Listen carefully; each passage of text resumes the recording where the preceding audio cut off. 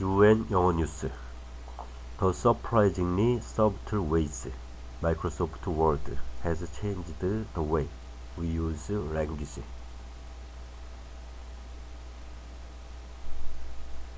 As Microsoft Word turns 40, we'll look at the role the software has played in 4 decades of language and communication evolution.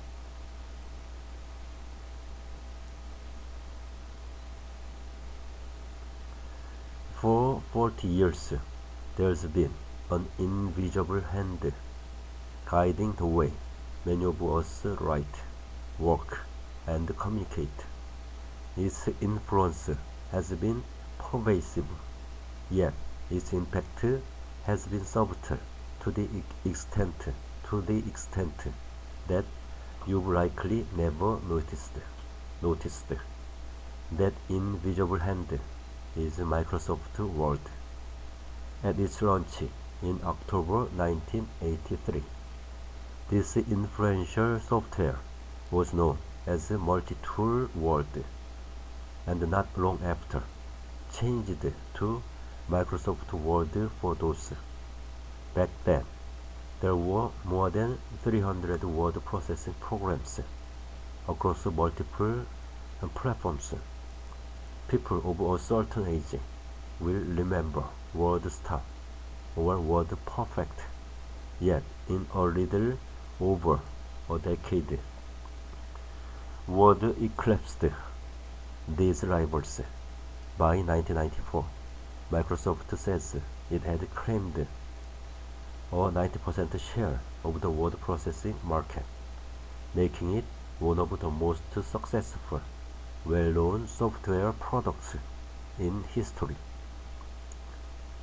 While establishing how many people use Word is tricky, recent filings show there are 1.4 billion Windows devices in use each month, and more than 90% of the Fortune 500 use the software.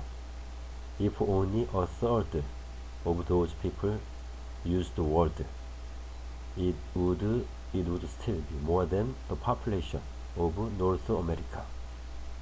This context is important because it helps to explain why and how Word has had such influence on our lives. Ironically, given its ubiquity, Word has rarely been a pioneer when it comes to features.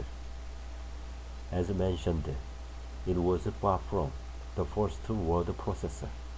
It's often credited with introducing grammar tools, despite the fact these were developed decades earlier.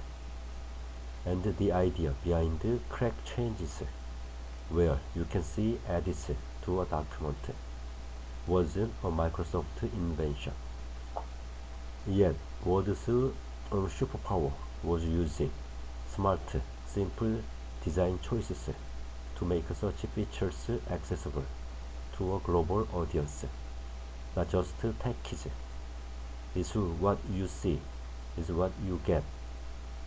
WYSIWYG design philosophy is now commonplace in software and on the internet.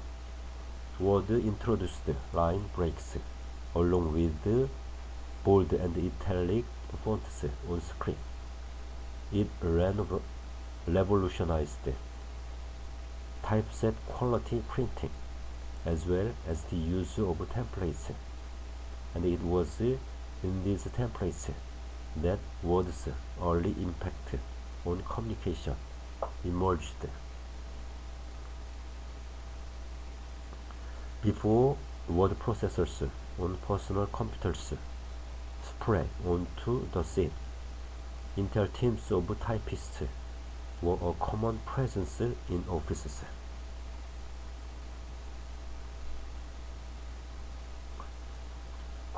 Word templates led people to use the same formatting in communications, and eventually this has become instantiated as a norm, says Gloria Mark, a professor of informatics at the University of California, Irvine, where she studies human-computer interaction. If you work in finance, there's a specific way reports are expected to be laid out. Letters follow a set pattern. Memos are largely formatted in the same way. Users know where to find the information in these standardized documents. They don't need to spend time trying to find what they need. If you take this idea of professional conformity a step further, Word has also been significant in helping establish English as the global language of business. While it would be an overstatement to say Word alone made English the dominant language, as a US firm, Microsoft's mother tongue is American English. When this is coupled with Word's ubiquity, it at least reinforces this dominance. Word primarily operates in English, says Noel Wolf, a linguistic expert at the language learning platform Babel. As businesses become increasingly global, the widespread use of Word in professional and technical fields has led to the borrowing of English terms and structures, which contribute to the trend of linguistic homogenization. Word spell checker and grammar features have become subtle arbiters of language too. Although seemingly trivial, these tools promote a sense of consistency and correctness, says Wolf, and this uniformity comes at the cost of writing diversity. Writers, when prompted by the software's automated norms, might unintentionally forsake their unique voices and expressions. This becomes even more invasive when you look at the role and the impact of autocorrect and predictive text. Today, when typing on Word, the software can automatically correct your spelling and make suggestions for what to write next. These suggestions aren't yet based on your personal writing style and tone. They are rule-based. The suggestions you see will be the same as millions of others. Again, this may feel innocuous, but it's another example of how Word standardizes language by loosely guiding everyone down the same path. Without autocompletion, a person might check a thesaurus when searching for a word, says Mark. With autocompletion, it can lead to more rote use of language and may not encourage original writing.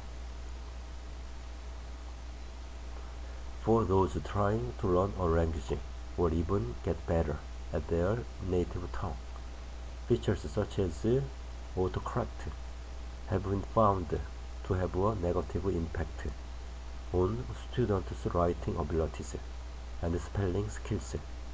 There is also some evidence that, in adults at least, rather than making users lazy spellers, autocorrect features can reduce exposure to misspellings and so avoid the disruptive impact this can have on our memory for how a word should be spelled.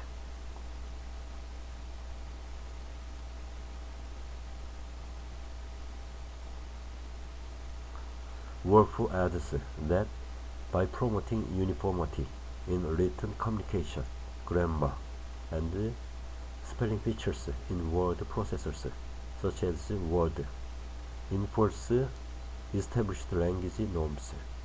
Word may not recognize vocabulary or grammar conventions that are part of local dialects and will try to correct them, she says.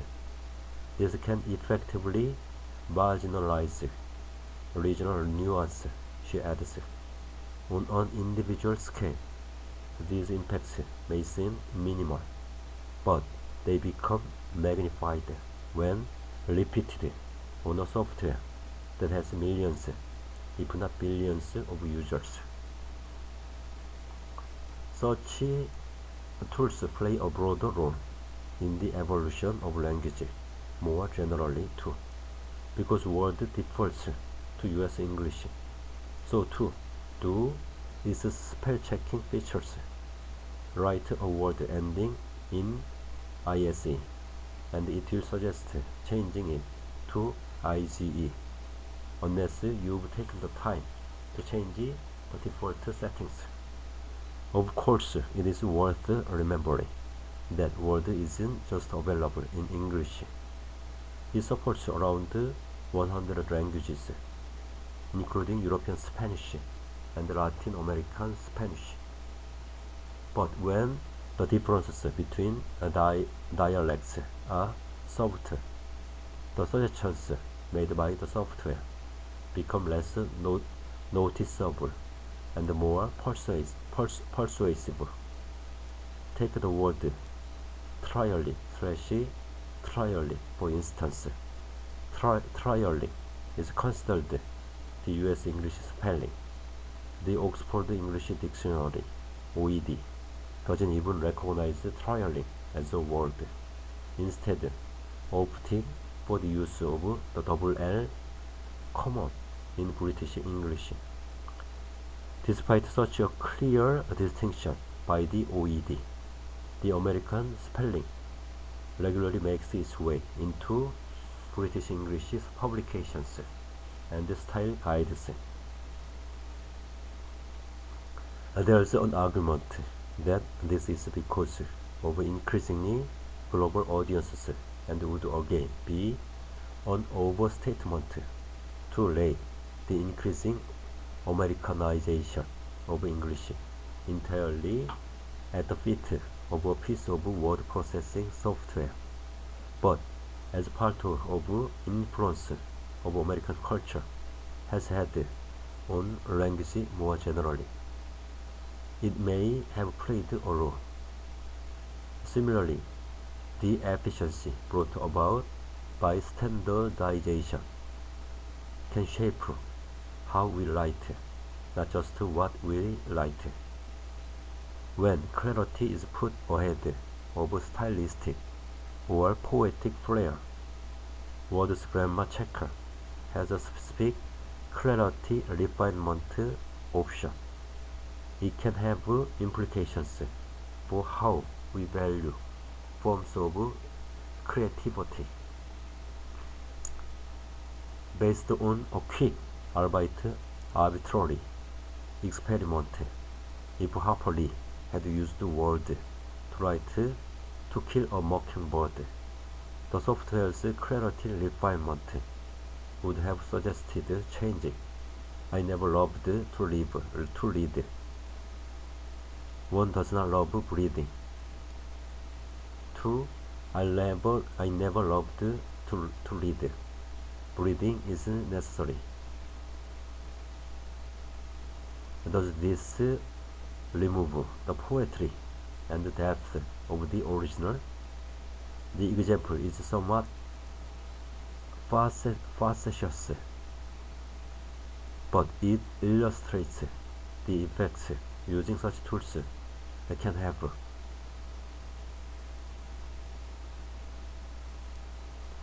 In an age where clarity and readability are prioritized by search engines, and in which the growth of online content is said to be shrinking our attention span.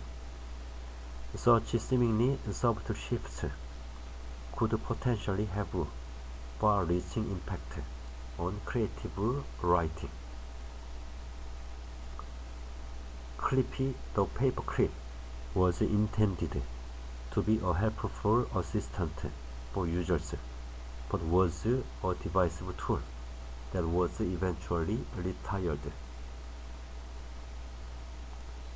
Yet there's no denying Word has improved accessibility and diversity in myriad other ways. By bringing word processing into people's homes, it has empowered more people to write, create, and contribute.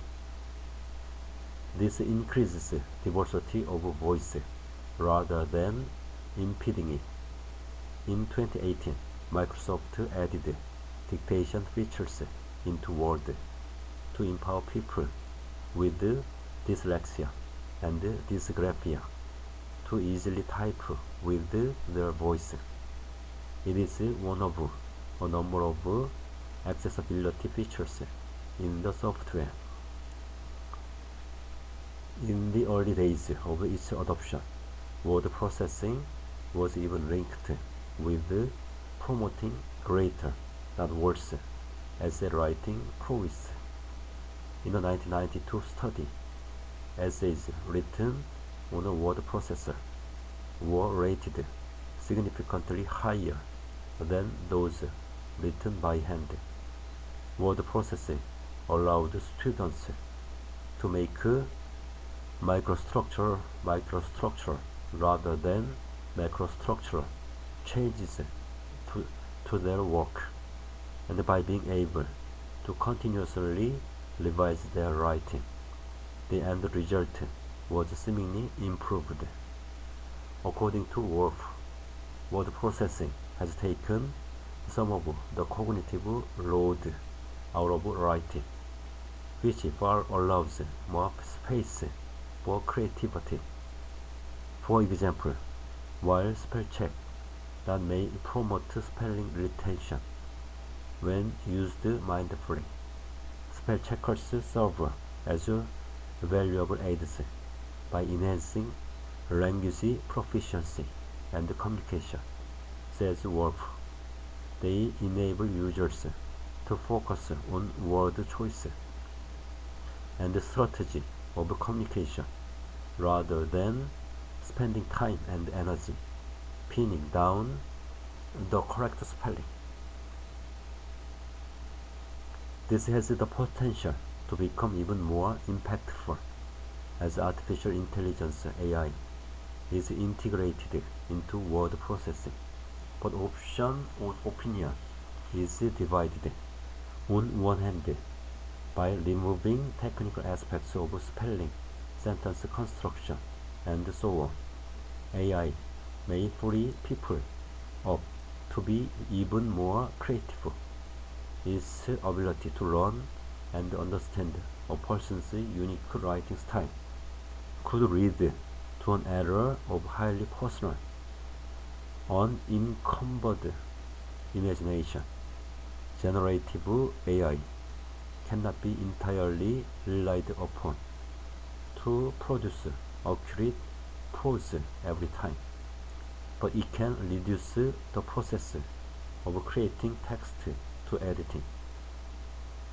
According to Ed Chalice, head of AI strategy at UiPath, which develops robotic automation software, he believes this will lead to innovations across all areas of content creation and communication.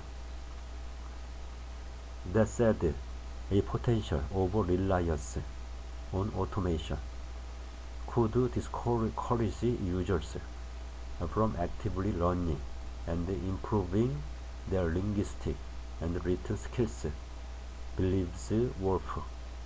If large language models are being trained on decades of increasingly homogenized content, there is the risk This will make things worse, not better.